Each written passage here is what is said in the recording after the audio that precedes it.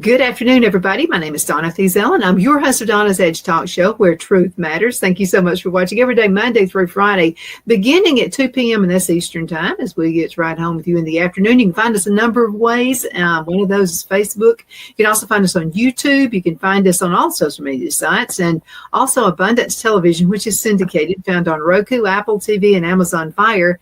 And don't forget the podcast on thenewscasters.com. You can find us that way as well. Continue sending emails, by the way.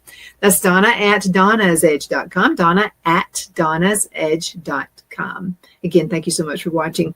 Folks, watch because we have wonderful guests, and I've got one right here who has turned into a good friend, Kylie Schneider. And so she is with us right now. We've had quite a few emails sent for you. It's about relationships, basically. And one of those just happens to be about how to deal with exes. And there are different variations of that. So one person asked about her husband's ex-wife.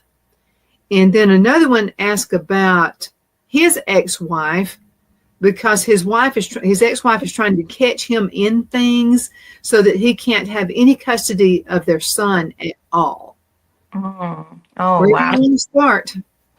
Where do you start? Okay, so this is always it's a very interesting topic, I find, and it's really unique. Even though it's a very common issue, it seems to be, unfortunately. Mm-hmm. It's very unique to the situation. And, I always try to speak on, my education and also my life experience, right? Mm-hmm. And so what I have learned and, from my personal experience, when it comes to dealing with exes, it's really important that we work on ourselves first.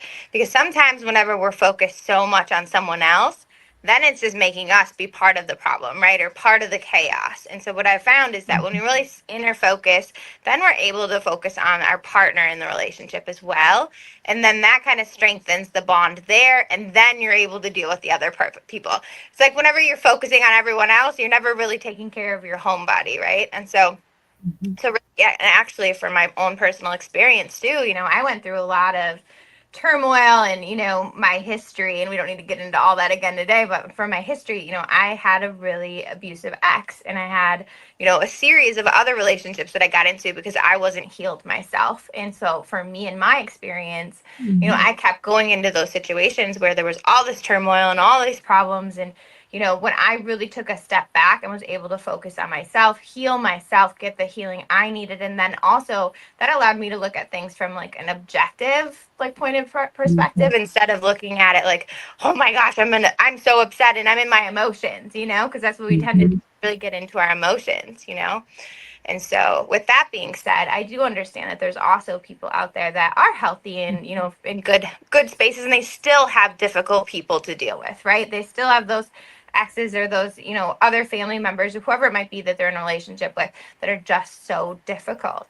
And so I actually have been reading this amazing book. And so I want to tell you all about it and really dive into this, and look her up if you haven't, but her name is Mel Robbins. And she wrote this book. It's called Let Them. And it's called the Let Them Theory. And wow, even me reading that, everything I do. I read this a couple months ago, and I've actually been going back to it and still reading in it. But it's where we emotionally let go of the reaction and we say, let them. Okay. And with that also comes this responsibility of okay, I'm going to look at myself too. I'm not just going to dismiss everything that's happened to me like it's okay, but I'm going to recognize my triggers. I'm going to recognize what's coming up in me. Is this something that I can improve about myself? Or is this just something, that is somebody else that we all know there's even those famous quotes that say, we can't change others. We can only change ourselves. And so, letting them really takes you out of that emotion and that response that you can have to them in that moment, brings it back to you. But then also, speaking again to the people that, sorry, my phone was going off. I wasn't going to be on my phone. But speaking to the people that, are in a healthy, healed place and are just dealing with those difficult people, it allows you to take the responsibility off of yourselves too. Because oftentimes, we as humans, we want to fix things, right? Especially as women, we want to fix things. And we're, if something's not right, then we tend to take it personally, more so than not as well. And so, yeah, I would say just really look into that book, but also notice what you're noticing the things that are coming up. How am I responding? How could I respond better? Do I need to go for a walk for 10 minutes before I respond to this situation? Or is this something that maybe we could even sit down with a mutual partner and somebody that, a counselor, a therapist, or another friend or someone, and have that mediation going on too. So that's a tough question to answer because there's so many variables, but I hope that gave you some new perspective and some new ideas to really start going after that. Well, having relationships, with, say, your husband's ex, sometimes that can be an easy thing to do and sometimes it can't.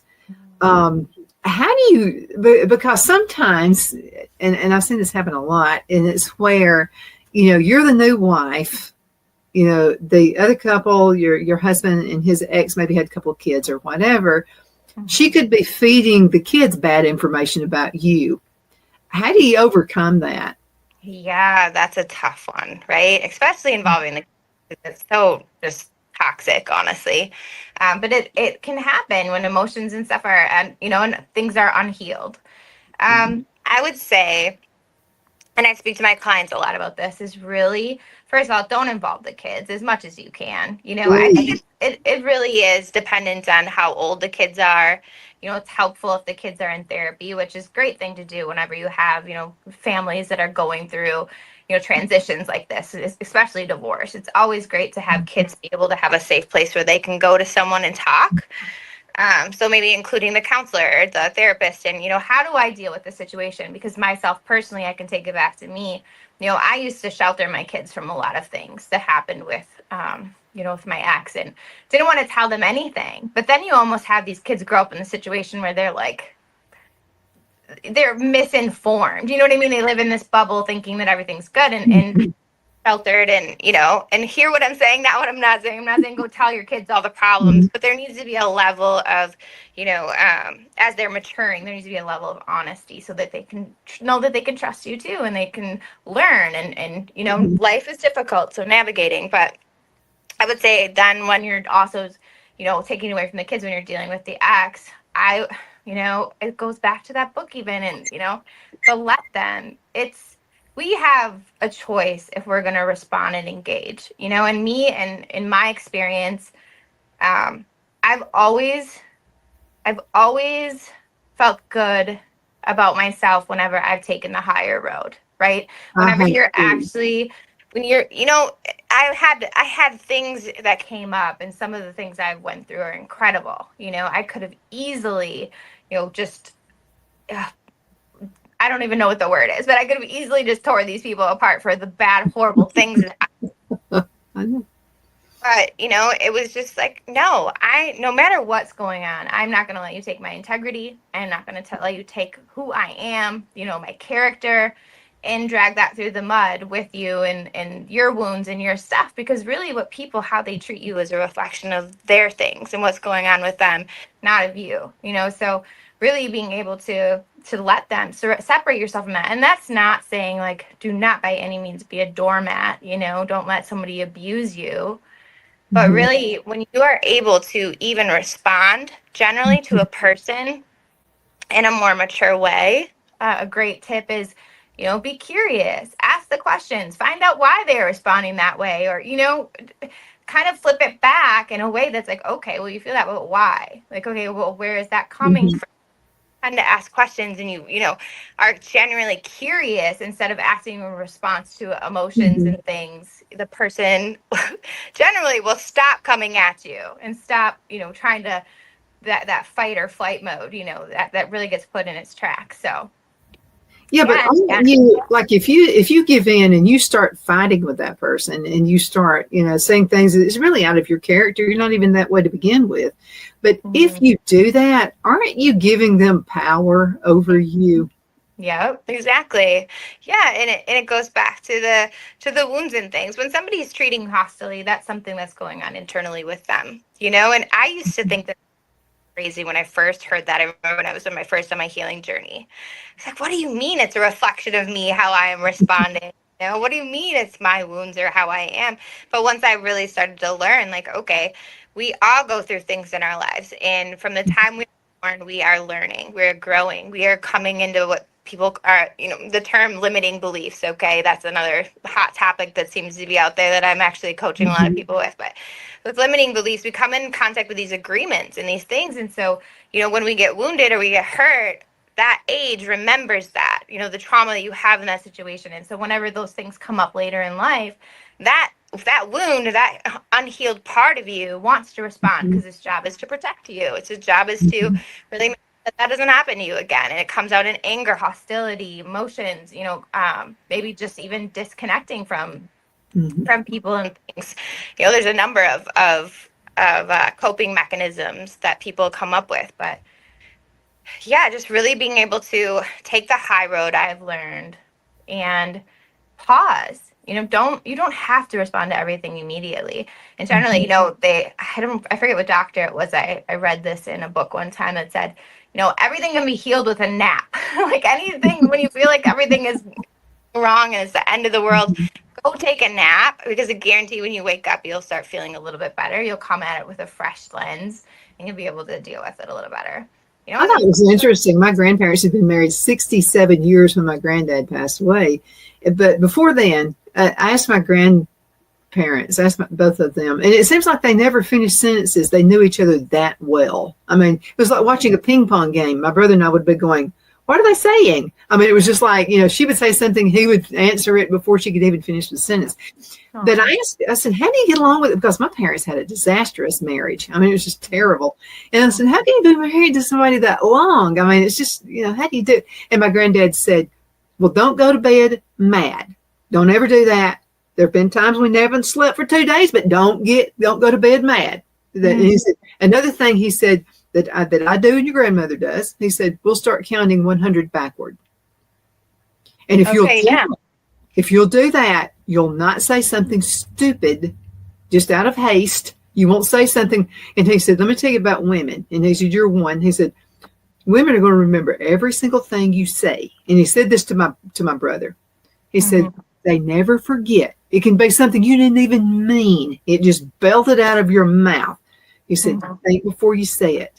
That causes a lot of issues. People who just don't, and I've done that before, just belt something out of my mouth. And after I said it, going, why did I say that? That was stupid. But once it's out there, it's like, okay, I am a fanatic watching old Perry Mason reruns and Matlock and stuff like that. I just love stuff like that. And what they'll do, okay, the attorney knows what he's doing. The attorney will say something, and then the judge will say, strike that from as if it had never been said. Well, it had been said. There's nothing you can erase that out of your memory. Sometimes just watching what we say, it could just be like something, and as humans, we do that. We're like, oh, I know I'll get them. That is not like the color of their hair or something stupid, something that would just not mean really anything, but it means the world to that other person. Yeah, it's, wounds and the trauma that you can get from people speaking words. It's like, you'll always remember how somebody like made you feel, right?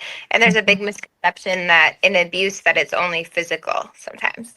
And no, it's emotional. The things that you can say to someone can really have an effect on your whole life. Think about those moments and those times in your life, whether it was a teacher or a parent or a sibling or someone, said something to you. Maybe you didn't draw well enough, or maybe you weren't in the best shape that you should be, or some lie that someone's told you, right? And then you keep that your whole life. And so I love that you gave that advice about the counting backwards. That goes back to my take a pause. I would love, I think about my own relationship. I would love if we, the never go to bed angry thing worked, which I love that advice, but I also kind of think like maybe sometimes you do need to take a break. It's all really That's a good idea. That's a real good idea. So let me ask you this question, okay? Because there are always, you hear about narcissists and you hear about the flying monkeys who like to hear the bad stuff on somebody else, and then they run off and tell stuff. Before you know it, an entire town can be turned against you. So this is what was said one time, because there's my sister has some issues.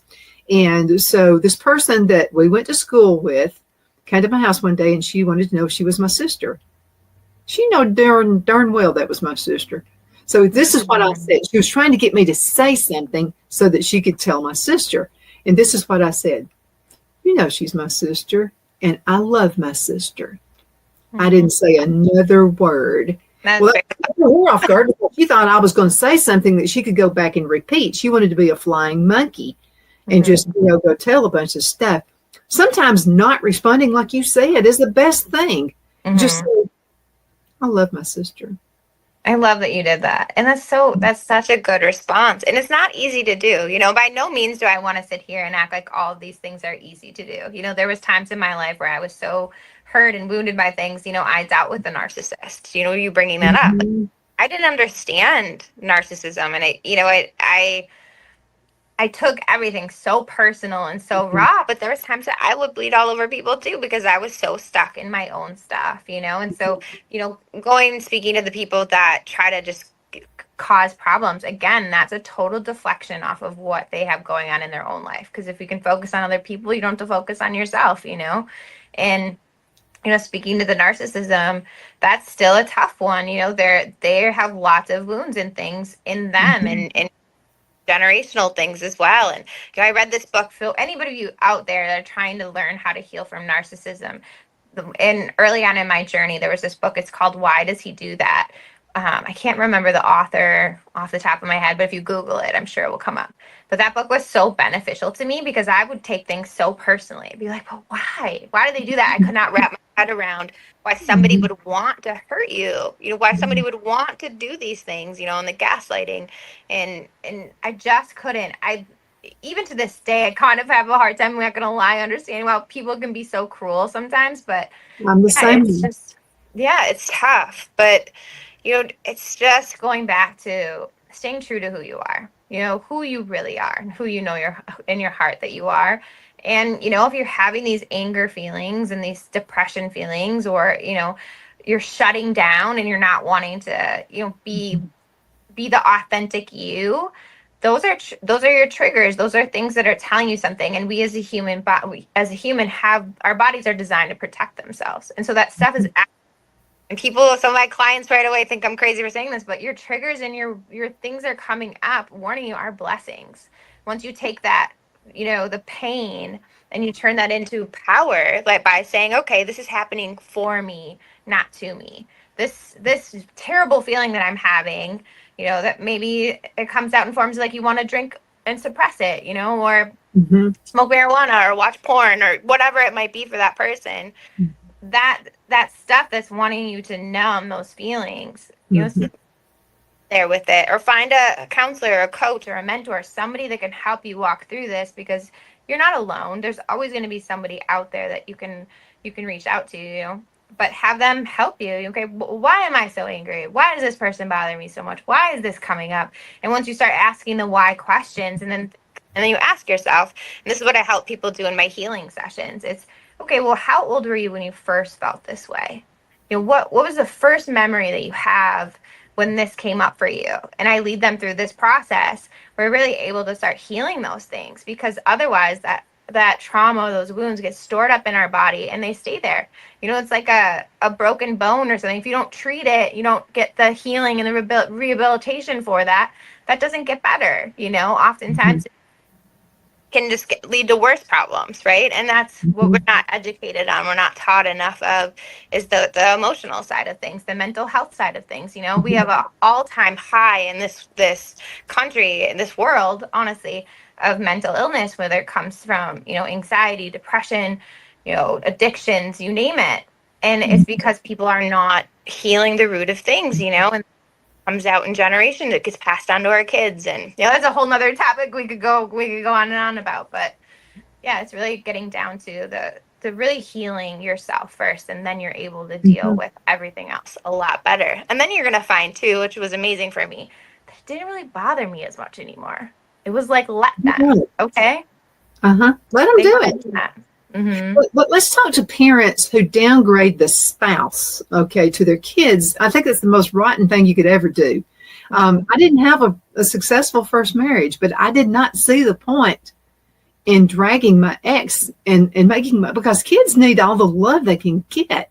Now, if there was some kind of a sexual abuse or something like that, yeah, darn it, I'd just stay away from him and I wouldn't let go. But it was nothing like that. There are some people that just because somebody's someone's ex, they want to do that. Because I'm thinking about, okay, I'll use my own parents.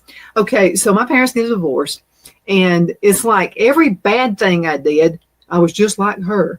Every bad thing I did, you're just like him. Well, after a while, you think, I must be all bad.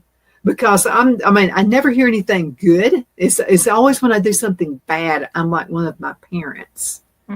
You know, that's not good for a kid's self-esteem. I had other mentors. I had other friends who had wonderful parents, you know, who would say really nice things. And that kind of helped get me over that hump. I went through a terrible teenage. I mean, I was just like extremely shy. I got quietest in who's who in high school, if that tells you anything. But it was because of, you know, it was the constant badgering that parent to your kids. I'm just saying, if you can possibly not do that, don't do it. It's not worth it. Yeah, definitely don't do it. And, you know, I can't say that I was always a perfect parent either. You know, there was times in life where I went through so much trauma and so many of my own things that even though I was trying to be the best mom that I could be, that stuff still came out. And even the person, like I'm a completely different person than I was even 4 years ago. You know, I think that it just goes back to are you willing and are you able? Are you willing to change this? And, you know, unfortunately, there's a lot of people out there that don't want to change and don't want to come outside of their wounds and things. And, you know, when they have kids, you know, I've seen a lot of situations where kids get it tossed down to them, you know, and it comes out in kids and their behaviors, you know, whether it's shut or acting out. And it's a really tough one. But if you're a parent that's willing and able and you really want to change these things, you know, I call them generational chain breakers. You know, honestly, they're the people that are like, okay, I saw this happen to me. I saw it happen to my mom. I saw it happen to my grandma. I saw it happen, you know, and it stops with me. And that was my story for me, you know, and I can speak on me. It was, you know, I came from abuse. I ran away from home at 13. I, you know, was adopted into a great family, but I wasn't with them long enough to have that normalcy. And then, you know, graduated and ended up in an abusive relationship. And then, you know, thank God that God has had his hand on my life. And then I knew that there was better. I knew that this was happening, but I was still, you know, needing a lot of healing. And once I got that, and I went through some incredible things where God really moved in my life. I didn't know necessarily either. So that's why I use my voice. That's why I'm doing what I'm doing. I come on your show, or I'm writing my book, or doing certain things, is because you don't know until you don't know. And so if you're hearing this today in our conversation, you know, and you feel like this stuff is happening, you'll feel free to reach out to me or Donna, but there is answers out there, and healing is possible for all of us. And we definitely do not want to do this for our kids. You know, that is where my heart is, honestly, is stop things for our kids and their kids, and really, you know, change things for the better for them. So I don't have a quick all answer as far as, you know, getting all those parents to change, but I think, you know, it starts with the want to. And I know what I was going to say too, is, you know, if you're that parent that's seeing the other, you know, parent, you know, the ex or whoever it might be, treating the kids bad, you can still be the good example. You can still be, you know, goes back to holding your head high and not falling into that, because kids are really resilient and they're really observant, and they're going to notice no matter what's being said. They're going to notice the person that's acting in integrity and, you know, character, and they're going to notice the one that's not, you know, and they do, they'll learn. And, you know, I believe too, honestly, will help the kids. I believe that Jesus has like a really special place in his heart for kids. And so anyways, that's another topic too, but yeah. I do too. I mean, that's what it's all about. Absolutely taking care of those kids. I've also seen people, now, okay, when I got my divorce, was I a perfect divorced person? No, I was not. But there was and it really was because of my upbringing. I wanted to be total opposite of what my parents were. I mean, just total opposite. So this is one thing I did. Okay, so I'm divorced. My ex-in-laws are afraid I'm going to be like a lot of women and not let my son around them. And no way was I going to be that way, because here's the way I look at it. First of all, they were wonderful people. I didn't divorce them. I divorced the husband. They were wonderful. I mean, they were great in-laws. They were great, wonderful grandparents for my son. Absolutely. His sister, his brother, wonderful family members. So I remember my ex-mother-in-law writing me a letter one time, and it was an awesome letter. I've still got it. And it was about that she was glad that I wasn't like a lot of women. And when they get divorces, they don't want the kids around the ex and around the ex-wives. And I said, parents, you people are just like my parents. I mean, I loved them. I mean, and there was no way I was going to do that to my son. Yeah. And then I have other friends who would say, well, I can't believe you're letting your kid around the ex. But I would see their life and their pattern, and their kids were freaking out all the time because they didn't get to see their grandparents. Now, again, if there's situations, if there's an abuse, sexual abuse or something like that, I'd say, don't let your kids around them. But I'm talking about just because you don't want those grandparents elevated whatsoever, that's no reason. Yeah, no, I agree. I was actually, I'll speak for myself too. I always try to just be really honest. I was put in a situation where, I would have liked for, relatives and people to be parts of my kid's life from, the bad relationship that I was in, the abusive relationship. But it was almost like they were so enabling the abuse and enabling the bad, and it was never healthy for the kids. And so I had to make a tough decision and say, okay, I've done all I can do in this situation, and I need better for my kids. And so I had to, as their mother, step in and be like, no, this is not right for them. And then I also sought professional opinions, the therapists, the counselors, there was also attempts to kind of keep that together, but it just, you have to really look at the situation that is best for your children and for you. But I pray that everyone tries to come at it from a moral high ground and looking at it, what's best for the kids, because for me in my situation, it broke my heart so much that my kids don't have that with their, their other side. But I also understand what it's like to be in a position where you need to just protect your kids, Now there's also a flip side where some people just want to be vindictive and angry and bitter, and that's not good either. And that's a tough situation where I would hope that, the judicial system, which we all know can be pretty broken, would try to at least do the best for the kids in that situation that the other parents in. But, unfortunately, wounds and things are, this is why I'm such a is because wounds keep people prohibited from making the best choices overall. There can be somebody that, I don't think that there's been anybody that's been born truly like evil. You know what I mean? And I don't know. This is a controversial topic. I don't want to, but I would like to believe that, wounds and things that happen to people, and I don't know. I don't know if I want to go down this road, but I would like to think that everybody has an ability in them to try to change for the better, but you have to want to, right? There's a spiritual side of this, obviously, that I don't know. Like, I feel a little uncomfortable talking about it because I am still learning a lot too when it comes to, spiritual, like demonic possessions and all that. I don't want to get into it, but I would like to believe that, God didn't put anybody on this earth with true evilness that can't be corrected. I don't know, but maybe that's wrong, because when you think about horrible people in the world too. Anyways.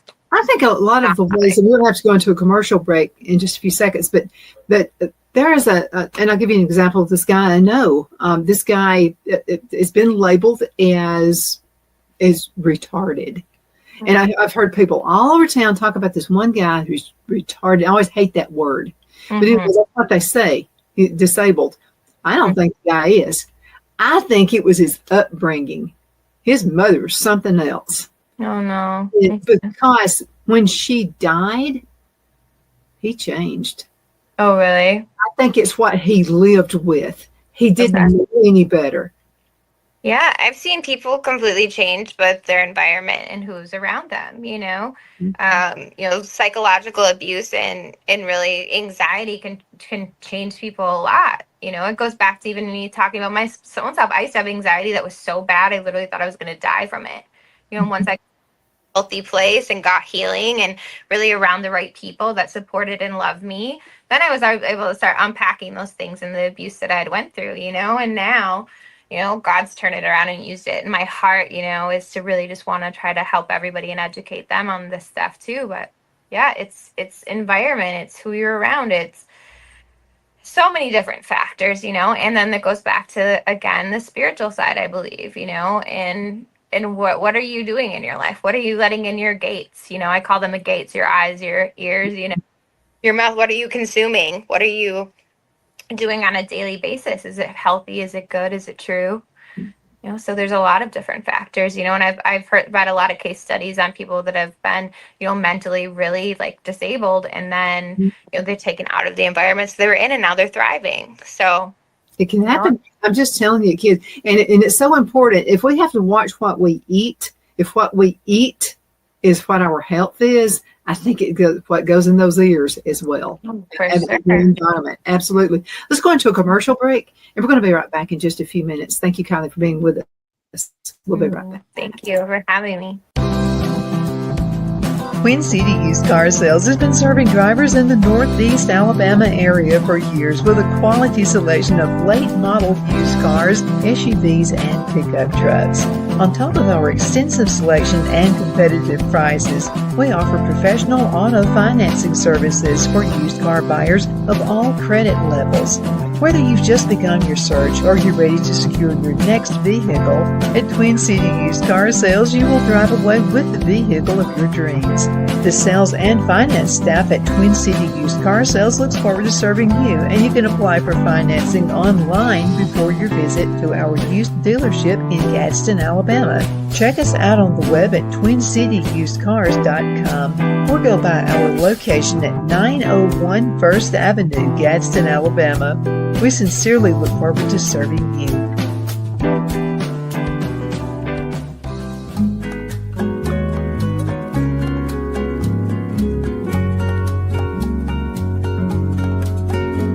At Lamone's Mexican Restaurant, located in Henniger, Alabama, and voted Best Mexican Restaurant of DeKalb County, Alabama 2020, we're here to serve you with authentic Mexican cuisine. Order easily online by going to lamonsmex.com or call 256-657-3999 to place your order. We're open Sunday through Thursday, 11 a.m. to 9 p.m. and Friday and Saturday, 11 a.m. to 10 p.m. Whether you're celebrating a cozy date night for two or a celebration for a crowd, at Lamone's you'll love our atmosphere and friendly servers. Thank you for dining with Lamone's Mexican Restaurant.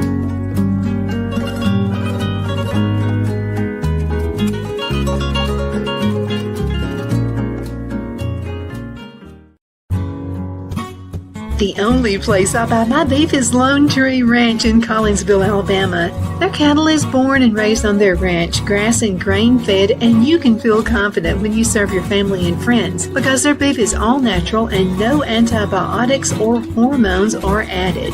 You can buy whole beef or perhaps go in with family or friends and buy half. Their customer service is number one as they take care of the delivery to their local processor and can deliver to your home for a small added fee. They also offer herd replacement heifers. I always call Lone Tree Ranch in Collinsville, Alabama for my beef specialty recipes and cookouts, and you can too. Food shortages are increasing, so buy local by calling 256-523-6462. That's 256-523-6462.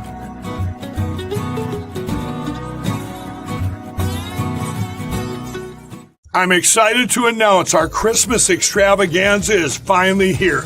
Get this season's flannel sheets for as low as $59.98. They won't last long, so get them while you can. Our famous My Slippers, they haven't been on sale for over a year. Regularly $119.98, now only $59.98. Our 6-piece towel sets are back in stock with extremely limited quantities, only $29.98. With hundreds of MyPillow products, there's something for everyone on your Christmas list. Bathrobes, duvets, quilts, down comforters, and so much more. So go to MyPillow.com or call the number on your screen. Use your promo code to save on all MyPillow products. For example, flannel sheets for as low as $59.98. Or our 6-piece towel sets, just $29.98. But that's not all. I'm extending our 60-day money-back guarantee until March 1st of 2025. Plus, all orders over $75 or more ship absolutely free. We are back. My name is Donna, and I'm your host of Donna's Edge Talk Show, where truth matters. Thank you so much for watching every day, Monday through Friday, beginning, you know what time, 2 p.m., and that's on the Eastern Coast. And then you can find us other ways as well, Facebook Live and facebook.com//DFeasel. You can find us on YouTube. You can find us on the Newscaster Studio. That's the podcast. Another way you can find us is on Abundant Television, found on Roku, Apple TV, and Amazon Fire. But thank you again so much for watching. Definitely appreciate that. I have Kylie with me right now, Kylie Schneider. Tell us a little bit about what you do. What's your business? And you got a book coming out. I'm excited. Yeah, thank you. So I am the founder of Yana, which stands for You Are Never Alone. It's a nonprofit organization that we are launching, and it's really going to help people from all walks of life, men and women. And I really want to focus on children things too. There's lots of exciting things coming with that. Really, my mission for that came from feeling alone and really stuck in a lot of my own traumas and things. And just recently, in this last fall, I launched Becoming Her. It's called as a women's program. And it really is specializing around helping women find freedom, their identity, who they truly are, and their purpose, and not only find them and hype them up and get them all excited, but actually helping them walk in that purpose after they're, find healing and really that truth of who they are and what God's put on their heart to do. So I'm super excited about it. It's going amazing. I have 240 some women now enrolled in my program. So incredible what God's doing in this season. I'm also writing a book right now. It's called Becoming Her, which is also the name of my coaching program, but it's called Becoming Her. It's the story of my journey of my life, from a time I was a child. It's basically my testimony, but also a roadmap. I really wanted to write something not with the intent just to talk about the bad stuff or put a light on that, but really to speak the truth of the situation that I was in, because, like I said, it goes back to feeling alone. I believe that so many people get stuck in things because they don't think anybody else understands them. So it's my testimony, but it's also a roadmap for others, that might be going through similar things or know somebody that can really help them. So it's also been this incredible tool for me because it's also brought a lot more healing to me. I went on a healing journey and I've went to school and done so many things for what I'm doing in my life right now, but we're like onions and we have these layers of things that can come up as we're growing, and I believe that if we're not growing, we're dying. And so we're growing our whole lives. And so, different situations and things can come up and you can get deeper revelation or healing. And yeah, it's been an incredible project for me. It's stopped me in my tracks a few times. And, overall, I believe God's using it to shape me into a better person. And I've had an amazing response to it. I've released one of my chapters. If you want to read it, you can go to my Facebook page, Kylie Schneider, and read it, my first chapter. But yeah, it's been incredible. And what else? We're also launching, we just rebranded my podcast. It's called Lifeline. And it's really to bring hope and inspiration and talk about people's testimonies and give people a platform to use their voice. I have some incredible people that are coming on, some rap and country singers, and also like nutrition coaches, and you name it, all walks of life. Some politicians, some also stay-at-home moms. It's just incredible stories and miracles and things that have happened in their life, and people, how they have found hope and freedom in theirs. And so, yeah, that's just a lot, but a little bit of what I'm working on right now in this season, Donna. It's wonderful. And there are so many women who are just beautiful, and they don't know they are. Mm-hmm. They've been told, and then women will look at a magazine cover and they'll say, oh, I could never look like that. And they feel bad. Then they've got a crazy husband who's into porn, and stuff like that. That hurts women. So let's talk about this for a minute, because this was a question and she said, don't use my name. Okay. So this was a question. She said her husband was really into porn.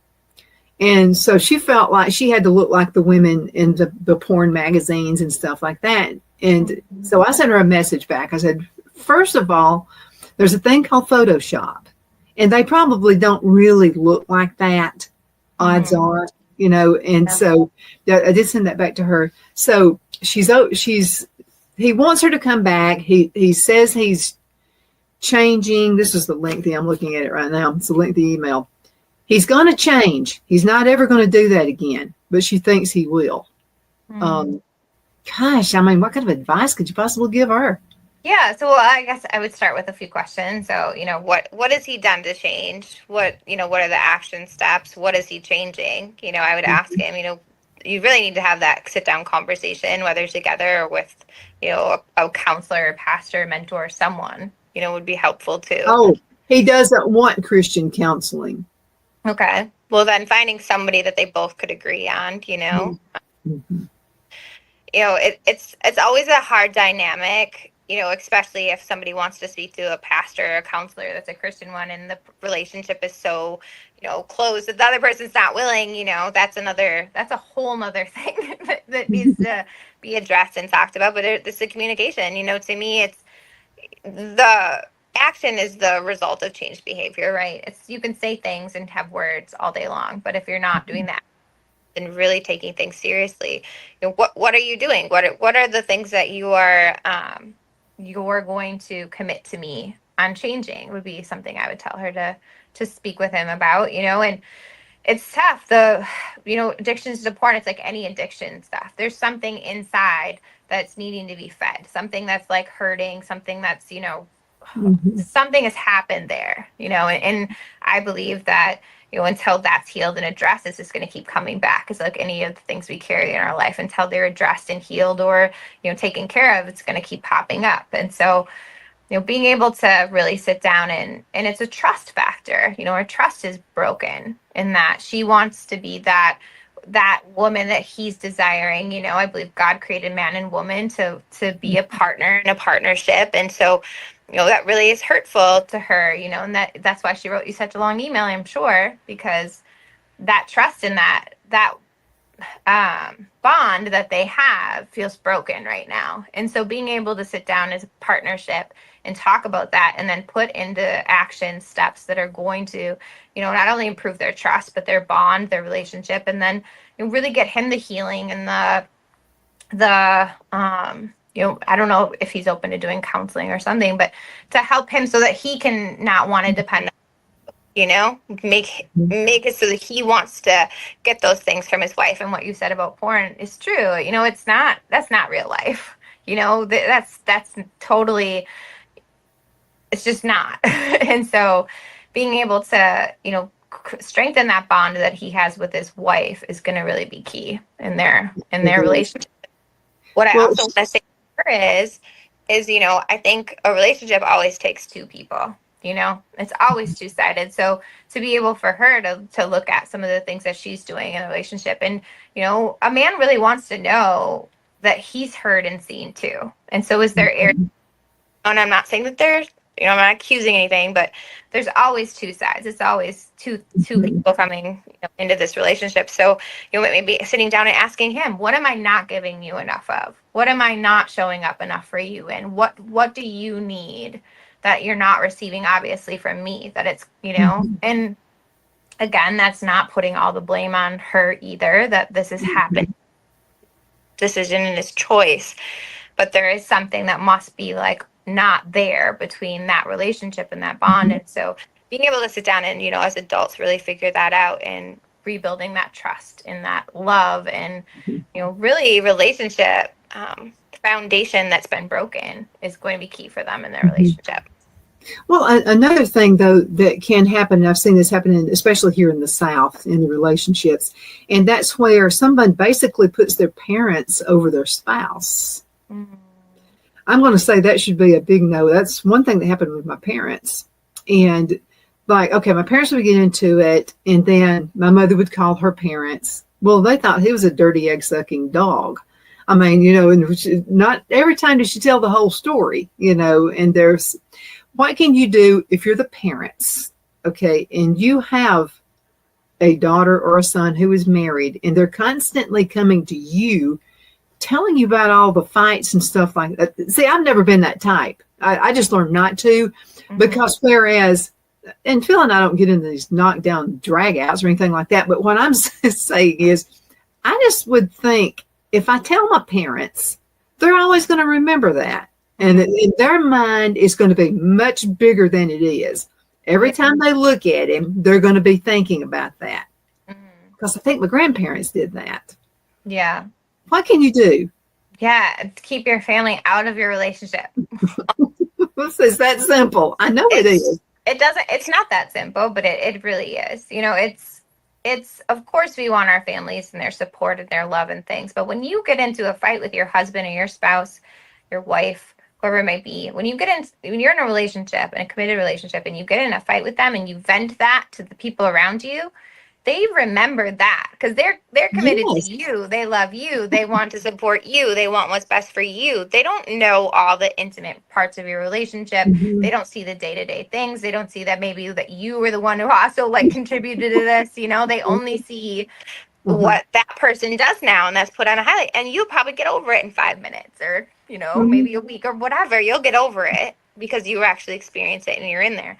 But your family won't. They won't hold on. They'll hold on to that and they won't know. And then also, I think it's really difficult in that situation for them to give you an unbiased opinion. You know, they're going to look at it from this is my family, or this is my friend, or this is my daughter, or whatever relationship. And they're going to look at it, you know, from that perspective.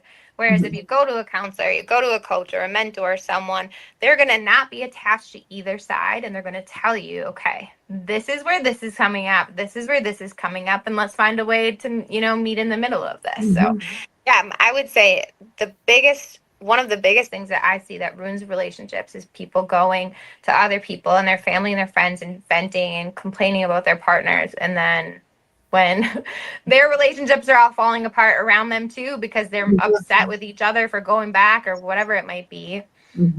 Yeah, that's a messy one. So it is. Keep the family out of that details. I mean, of course you can tell your family, like, I'm not saying you can't have a relationship with them or talk to them. Of course not, but not all the details. Okay, you're going to find this. So I've always wanted to do exactly opposite of what my parents did because it was such a wreck of a marriage. So I was actually divorced a year before my parents even knew it.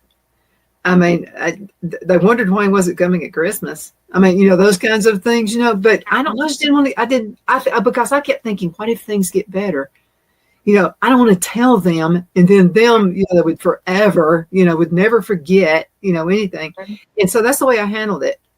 And then somebody told my mother or something, I forgot what, it came out. And I said, I was hoping it would get better, and it just didn't.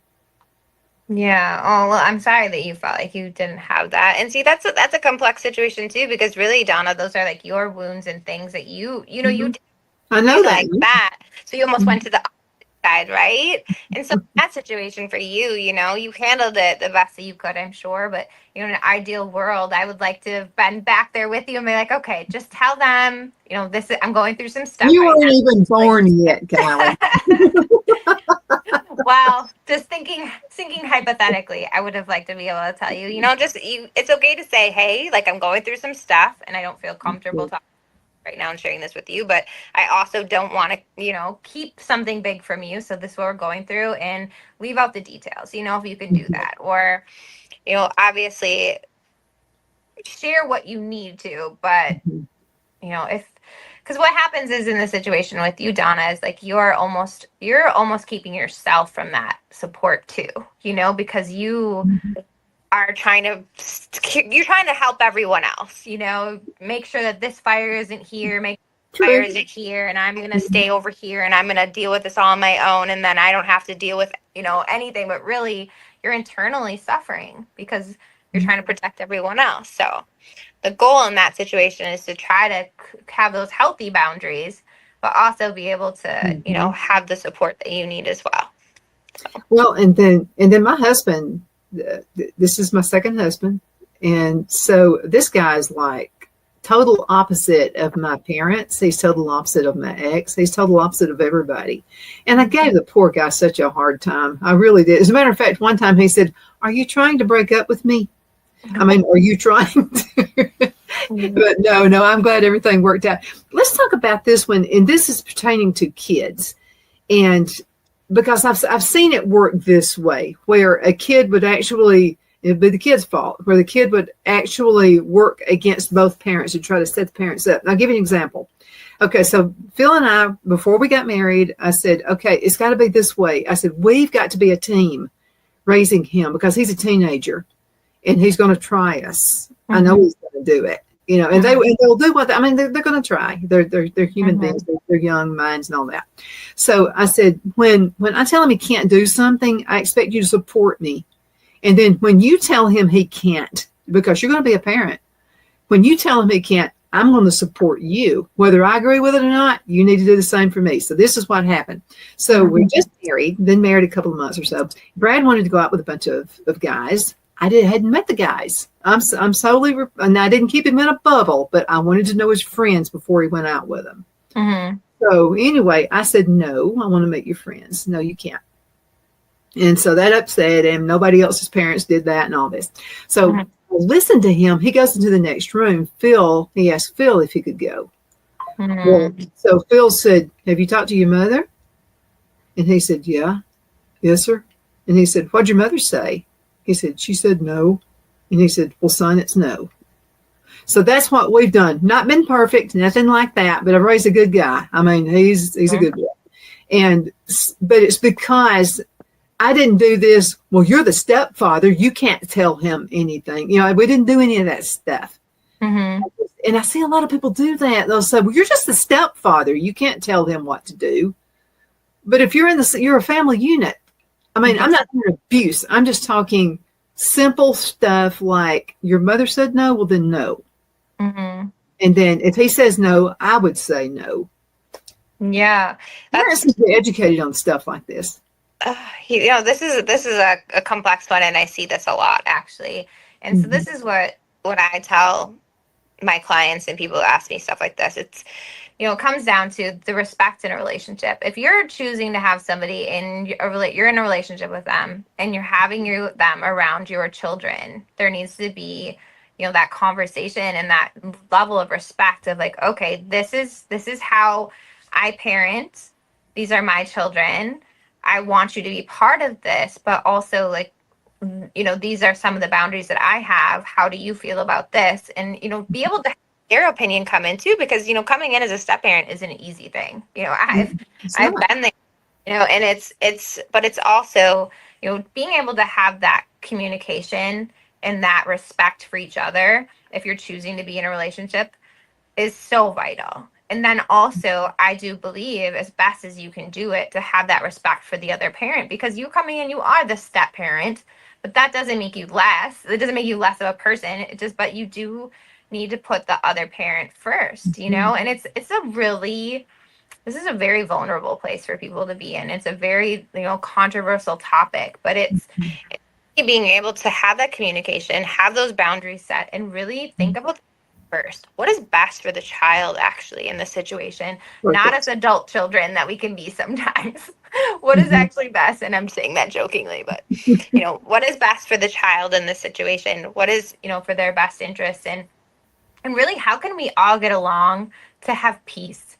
And it's not always the easiest thing to do, but, giving advice from this, I hope somebody's hearing this right now and really able to think about it outside of themselves only, and what is going to be better overall for the child and then for everyone. Well, the child needs to be the winner, not the parents.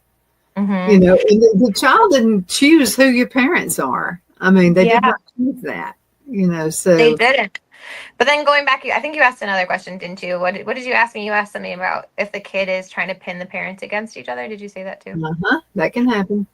Yeah, that's tough too. And that's where it goes back to the communication. If you have communication between your spouses, like you and your husband, and you have that with the other parent as well, that's going to take all that away. They thrive off of structure. They thrive off of like that environment where they're able to actually know what to expect from each one. They're going to be a lot better, and they're not always going to like it. That's the thing. I realized even with my oldest son, it's like, you didn't always like the rules or things sometimes, but as they get older, they're going to thank you for that. They're going to thank you for, having that structure and not being able to run around and do whatever they want to do, so. Yeah, that's what turned they get into trouble, wind up in jail. I mean, all these things happen. But I'm gonna have to tell you something I thought was absolutely awesome. People in my area thought it was strange, but I thought it was a great thing. This was a wedding, and it was a local wedding, someone I knew. She had such a good relationship with her father and her stepfather. They both walked her down the aisle. Wow, that's beautiful. How awesome is That's that? awesome. That's amazing. And that makes everybody's life better. That who is not gonna benefit off of trying to find the most peace that you can. And the hard thing is I understand that there's a lot of things out there. If there was cheating in the relationship or abuse in the relationship and things, that's tough. Yeah, they're variables. That's really tough. Yeah.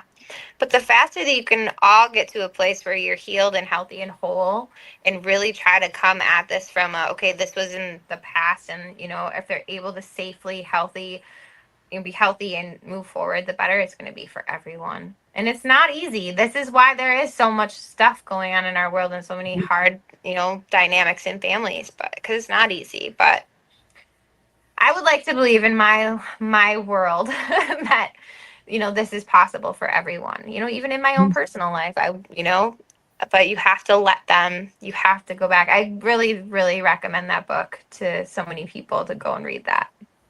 I do too. I've got to get that book because I'm still healing at 65. I mean, you just will, because there are certain things that just happen in your life. That's what it's going to be. Mm-hmm. But I think sometimes the world can be complex. It is. It's definitely complex. But I think when you give up and when you stop wanting it better, you're dead. I'm still going back to college. I mean, I went back and, I'm into plants and these things. So horticulture is my deal now. I love that. So, I mean, what's wrong with that? What's wrong with growing? What's wrong with learning? What's wrong with being a better person? Okay, I'm not a grandparent yet. Well, you better believe when I am, I'm going to be reading books about that. I'll be, good ones, Christian counseling, because I want to be a good grandparent. Yeah. You're going to be a great grandparent. You have that in you that wants to do better. And even I promise I won't be this one. I'm not going to be the one who feeds my grandchildren full of chocolate and sends them back. I promise. I won't be Are you sure? I don't know. No, but they'll have fun. But they'll have fun. Okay, a little bit less than a minute and a half left in this segment. What do you want to tell everybody before we go, Kylie? I think just overall that today we talked about a lot of big topics, and there's not really easy answers. But I want people to understand that really it goes back to really looking at yourself and really being as healthy, whole, and healed as possible. And once you are that, I promise you all of these other dynamics are going to get so much easier. And that's why I have such a heart for what I do. When I got the healing and I learned, the steps and the tools that I have now, that I'm now empowering other women and, men to really, to heal and then to walk in their true identity, it's going to make everything so much better. And just to remember that we are not in control of anyone else. We can only control ourselves, and be the best people that we can be. And so, reach out. If anybody's hearing this and being touched, reach out to me. I would love to have a consultation with you or just talk with you, and really walk through the things in your life that are holding you back and get you to that whole healthy, healed place where you can be the best version of you. And I promise you, it's incredible, the journey that I have been on, the lives that I've even being able to help change, and just to see these stories. And that's my heart. I want freedom for everybody. And that's my timer. That's the end. Thank you so much for being on the show with me today. It's always an honor. It's always a pleasure. And folks who watch the show love to have you, okay? And again, if you have any questions, please send those questions to Donna at donnasedge.com, Donna at donnasedge.com, whatever topic it is. But thank you again so much for doing that. And thank you so much for watching Donna's Edge. I'll see you next time. Bye-bye. Bye.